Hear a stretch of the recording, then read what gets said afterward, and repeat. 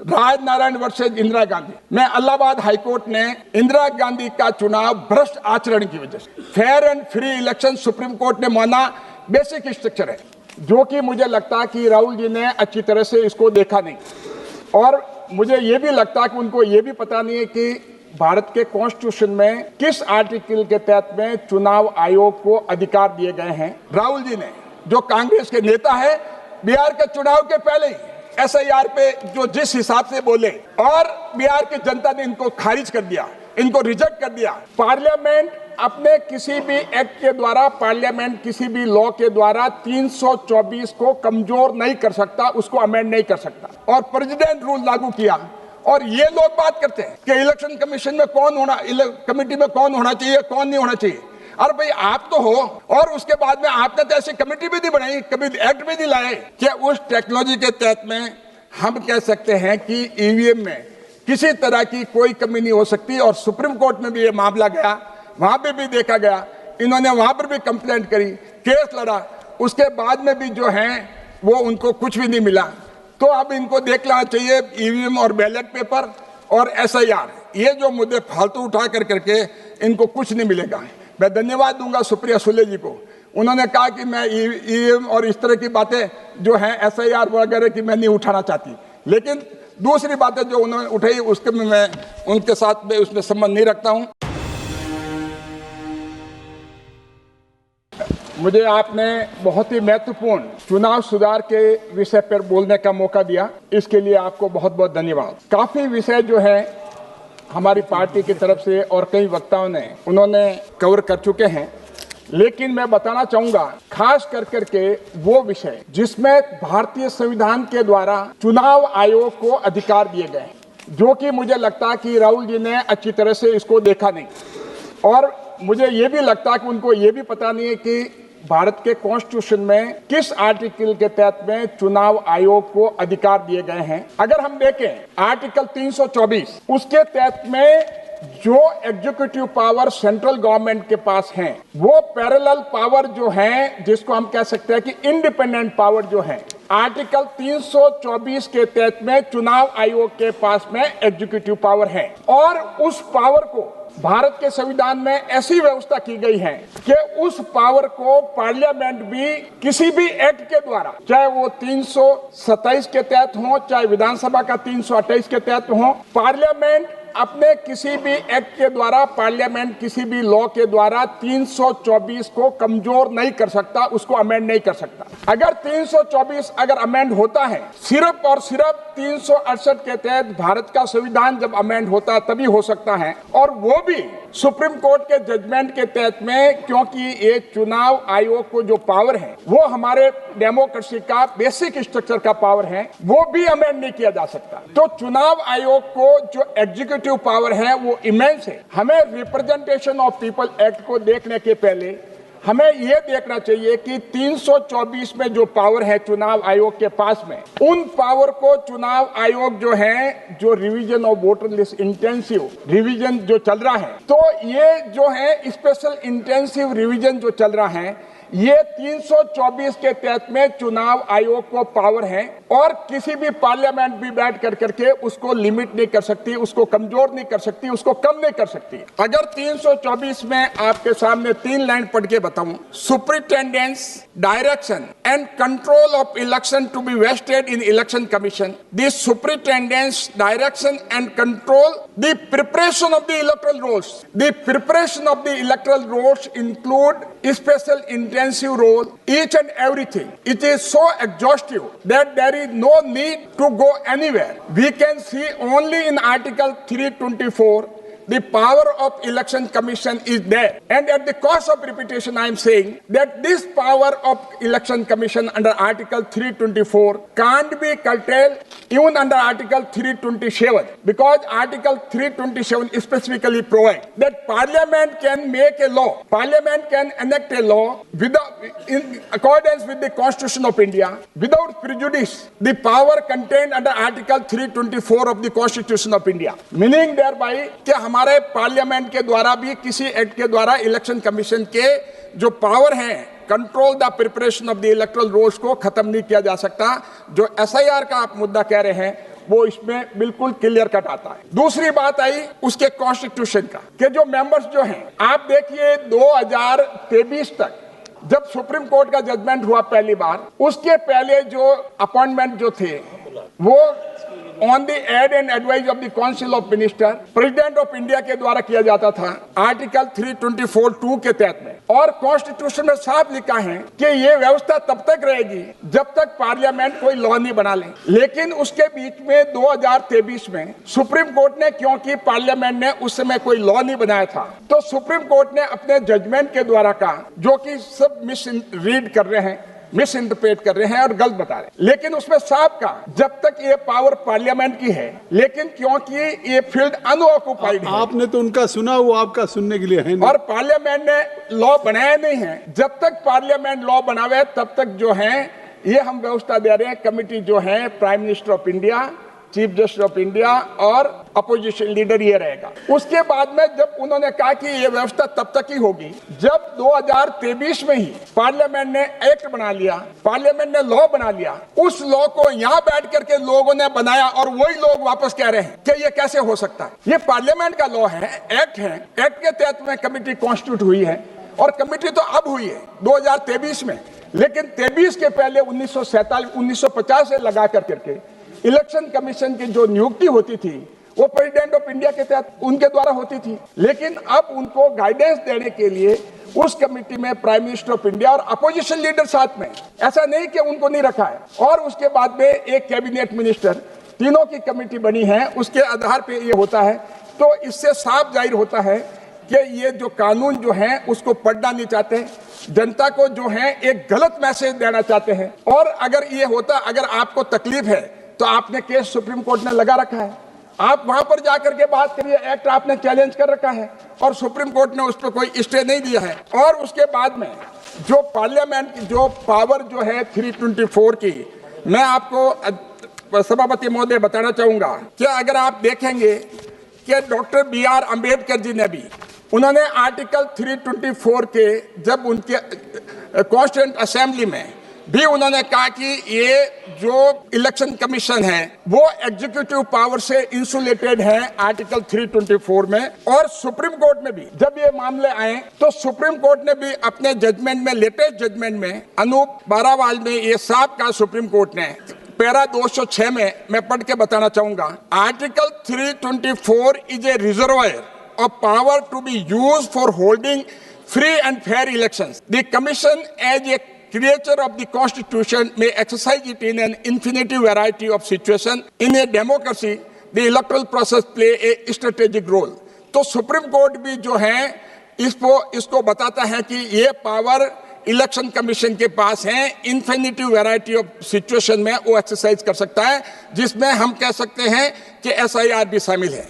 और उसके साथ साथ मैं ये भी बताना चाहूंगा कि किस तरह से सुप्रीम कोर्ट ने आर्टिकल 324 को इंटरप्रेट किया है कि ये पावर जो है SIR की, बिना किसी रिप्रेजेंटेशन ऑफ पीपल एक्ट के, वो सिर्फ और सिर्फ इलेक्शन कमीशन के पास है, जो कि उसकी पावर को कोई कंट्रोल नहीं कर सकता बिना कॉन्स्टिट्यूशन अमेंड करके। और कॉन्स्टिट्यूशन अमेंडमेंट इस पॉइंट पे हो नहीं सकता क्योंकि ये basic structure of the constitution है।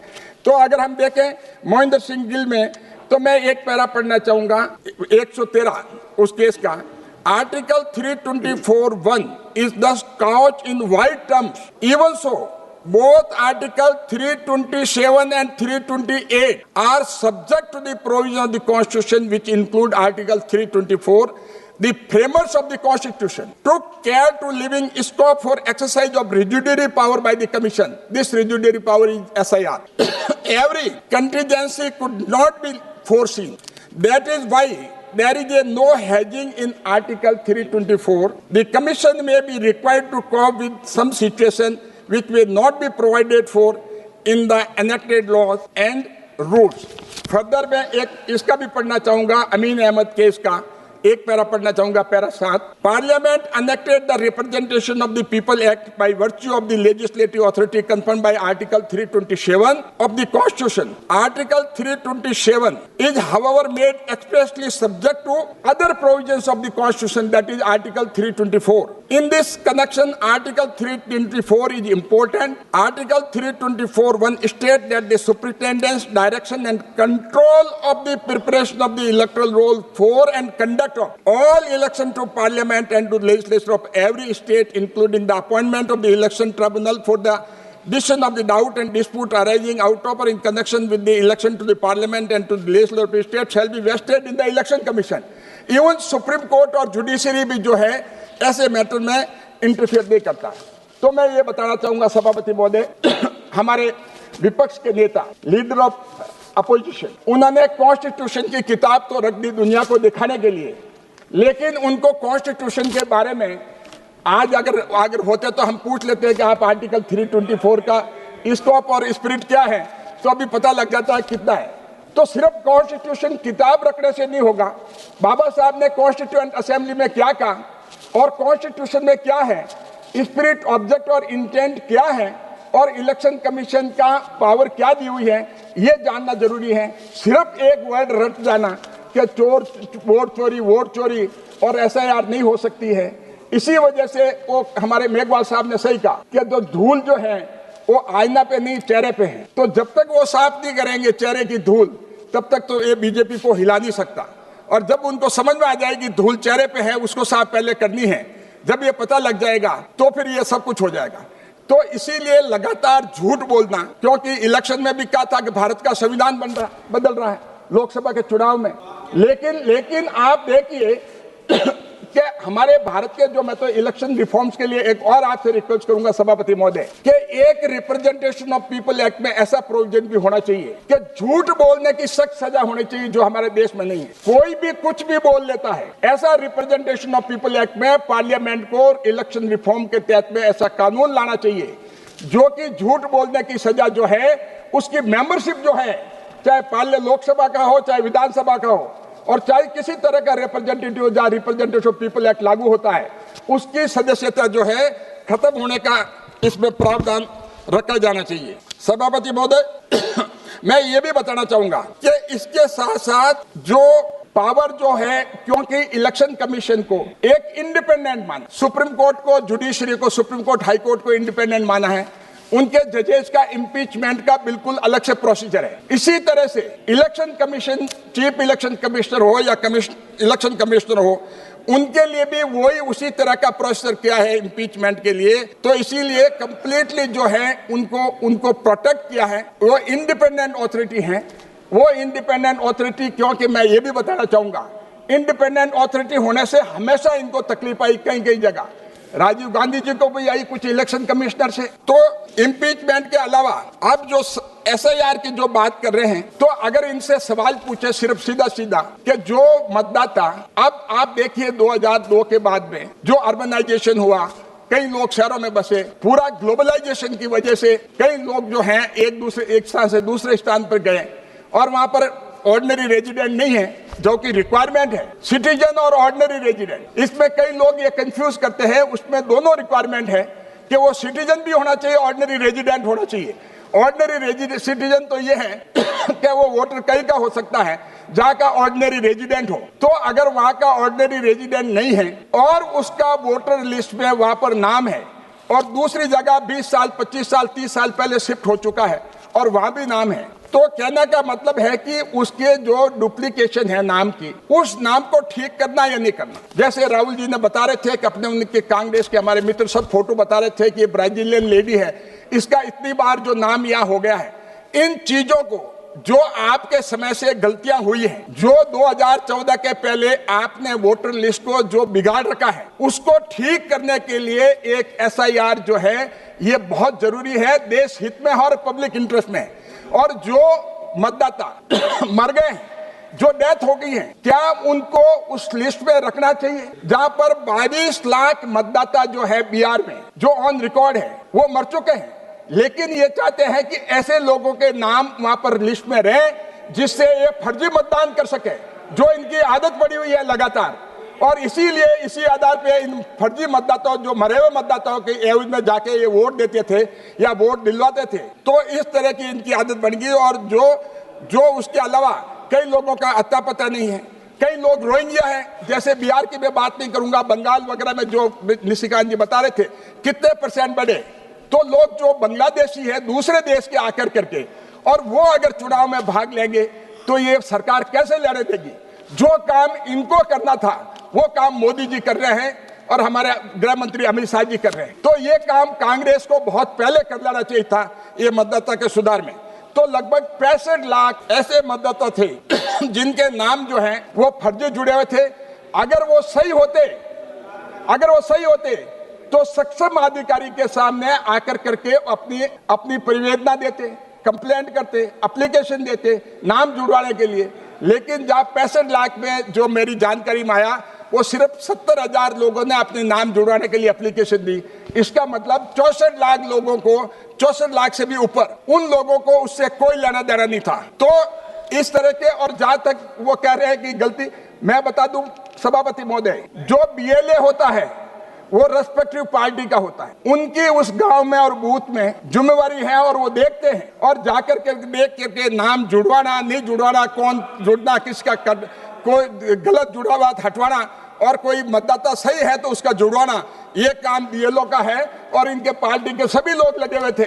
लेकिन सिर्फ हार जो है इनको पच नहीं रही है, और यही कारण है कि जिस हिसाब से इन्होंने लगातार, जैसे राहुल जी ने जो कांग्रेस के नेता है, बिहार के चुनाव के पहले ही SIR पे जो जिस हिसाब से बोले, और बिहार की जनता ने इनको खारिज कर दिया, इनको रिजेक्ट कर दिया कि झूठे आदमी है और झूठ बोलते हैं। तो आज की तारीख में मतदाता बहुत समझता है, तो इसीलिए ये सही का धूल आपके चेहरे पे है और आप आईना पहुंच रहे हो। जब तक आईना पहुंचोगे तब तक हमारा काम, जो भारतीय जनता पार्टी को आप टिश का मिस नहीं कर सकते।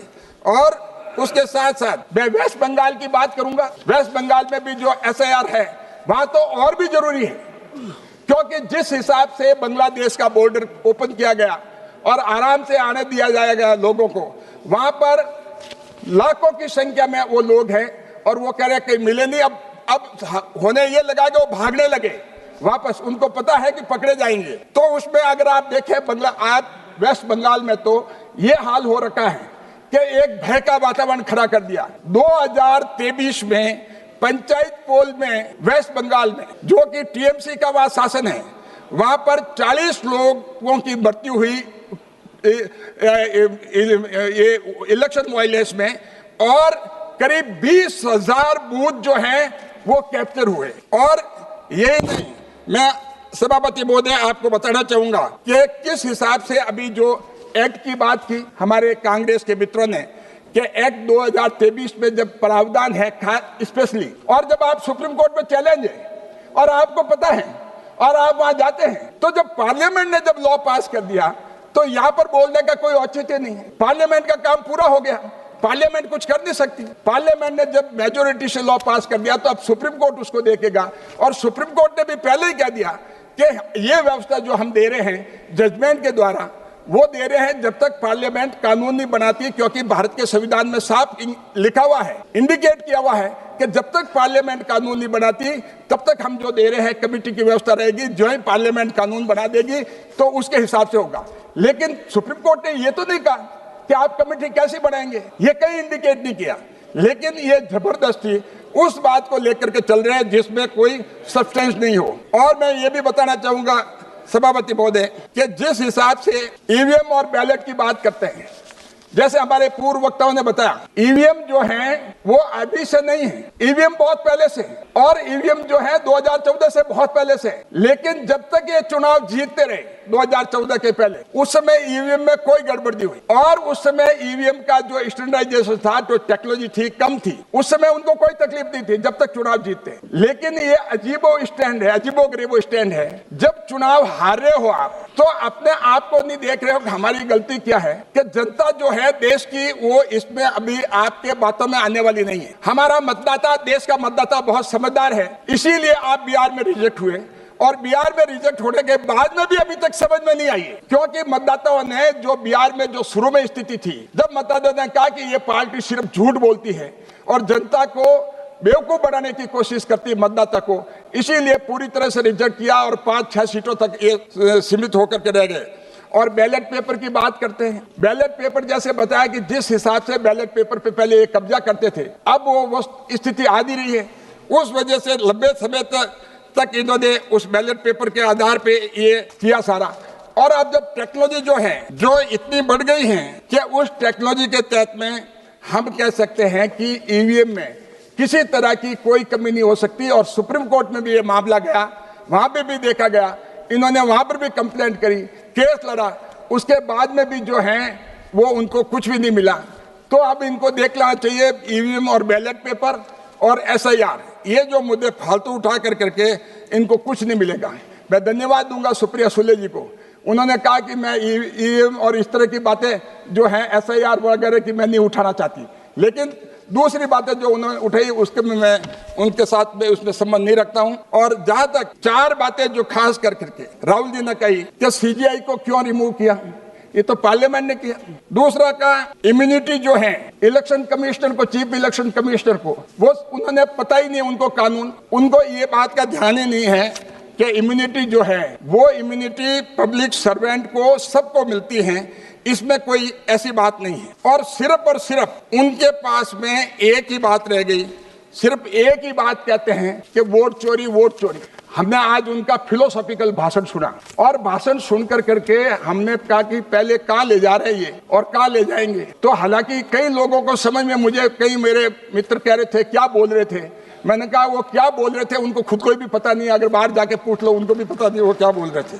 तो जहां तक इलेक्शन रिफॉर्म्स की बात है, इलेक्शन रिफॉर्म्स ये मेरे लास्ट पॉइंट है, मैं फिर समअप करूंगा। जहां तक इलेक्शन रिफॉर्म्स की बात है, कभी भी कांग्रेस ने इलेक्शन रिफॉर्म्स में प्रयास नहीं किया। दिनेश गोस्वामी कमेटी 1990 में रिपोर्ट थी, एनएन वोरा कमेटी की 1993 में रिपोर्ट थी, उसको कुछ नहीं किया। और मैं धन्यवाद दूंगा हमारे स्वर्गीय, हमारे पूर्व प्रधानमंत्री अटल बिहारी वाजपेयी, जब हमारे एनडीए सरकार थी उनके नेतृत्व में, तब धारा 333A representation of people act में जो अपराधी प्रकृति के लोग थे, क्योंकि इनके ये कभी नहीं चाहती थी कांग्रेस के जो अपराध करने वाले हैं वो अपना विवरण दें, लेकिन वाजपेयी जी ने इसमें रिप्रेजेंटेशन ऑफ पीपल एक्ट में अमेंडमेंट करके जो आपराधिक प्रवृत्ति के लोग थे उनका विवरण आज देना पड़ता है।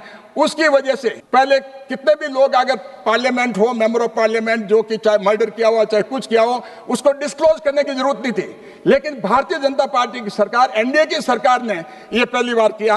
और राज्यसभा में पहले जो है जिस हिसाब से चलता था एक तरह से वोट बिकने का, वो ओपन बैलेट कर करके ये बहुत बड़ा एक अपना आप में इलेक्शन सुधार का काम किया।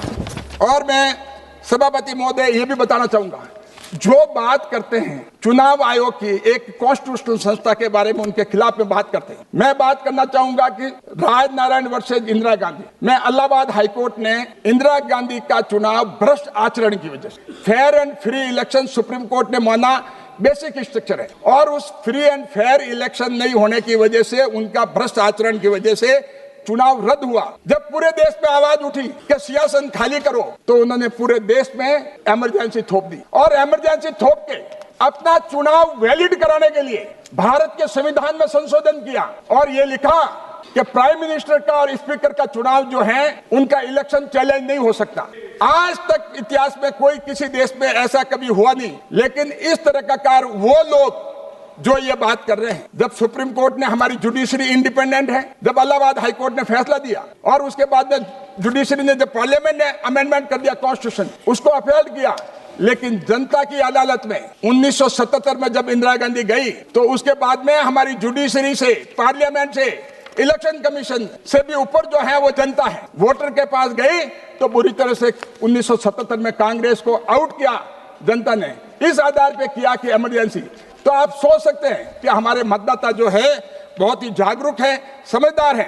ये कांग्रेस भूल कर रही है मतदाता को समझने की, ये अपोजिशन लोग जो हैं वो भूल कर रहे हैं, इंडिया अलायंस के लोग भूल कर रहे हैं। और मैं ये भी बताना चाहूंगा कि बूथ कैप्चर की परंपरा कांग्रेस में अभी की नहीं है, बहुत पुरानी नेहरू जी के टाइम की है।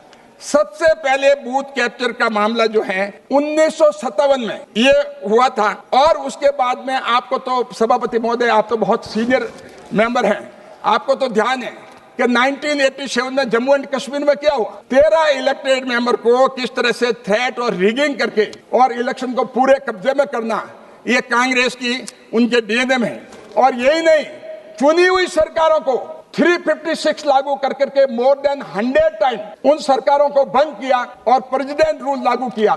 और ये लोग बात करते हैं कि इलेक्शन कमीशन में कौन होना, कमेटी में कौन होना चाहिए, कौन नहीं होना चाहिए। अरे भाई आप तो हो, और उसके बाद में आपने तो ऐसी कमेटी भी नहीं बनाई, कभी एक्ट भी नहीं लाए। आज तक जो है वो प्रेसिडेंट ही करते थे।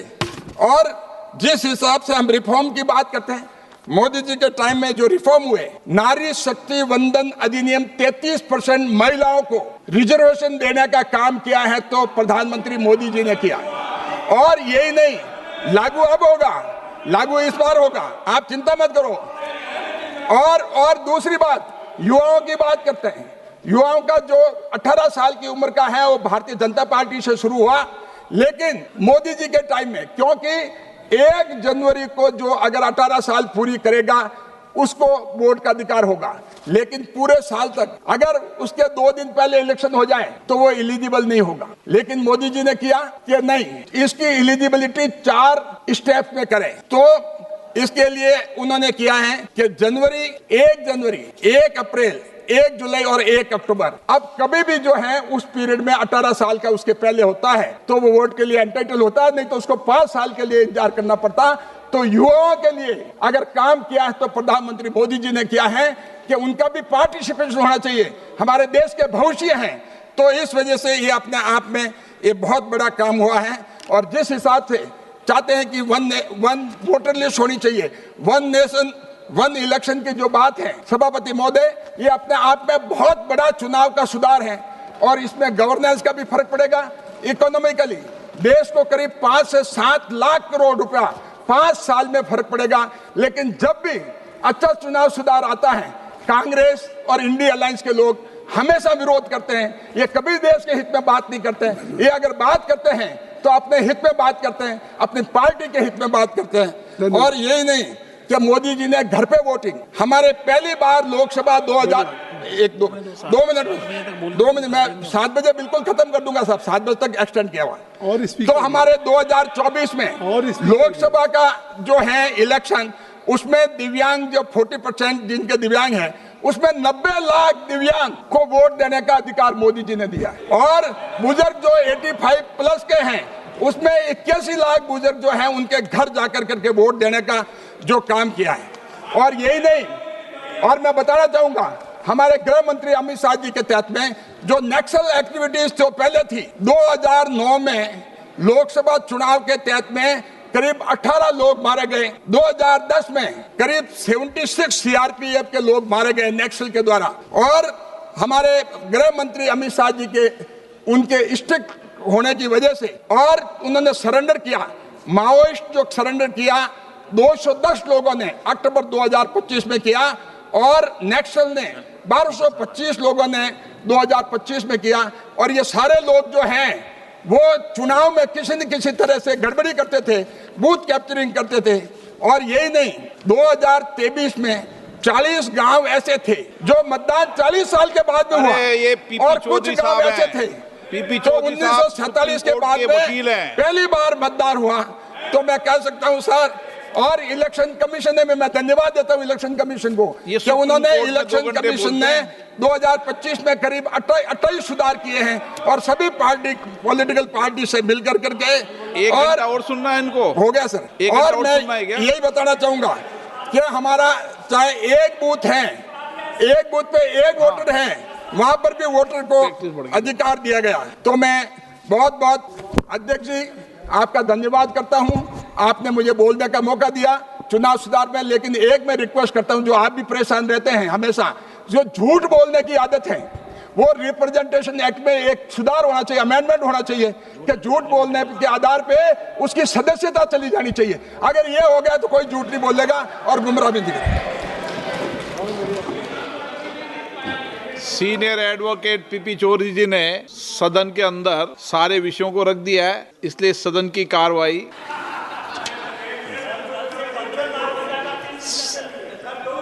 कल दे देंगे आपको, ठीक है? और कोई सदस्य बाकी है बोलने वाला, कल दे देंगे आपको भी। अब बैठ जाओ वकील साहब, आपका टाइम पूरा हो गया। बोलते ही सदन से जाते नहीं है। ये जैसे ही सदन में अपना बोला और भाषण में चले जाना, ये अच्छी परंपराएं नहीं है। अच्छा, सभा की कार्रवाई कल बुधवार दिनांक 10 दिसंबर 2025 को प्राप्त 11 बजे तक के लिए स्थगित की जाती है।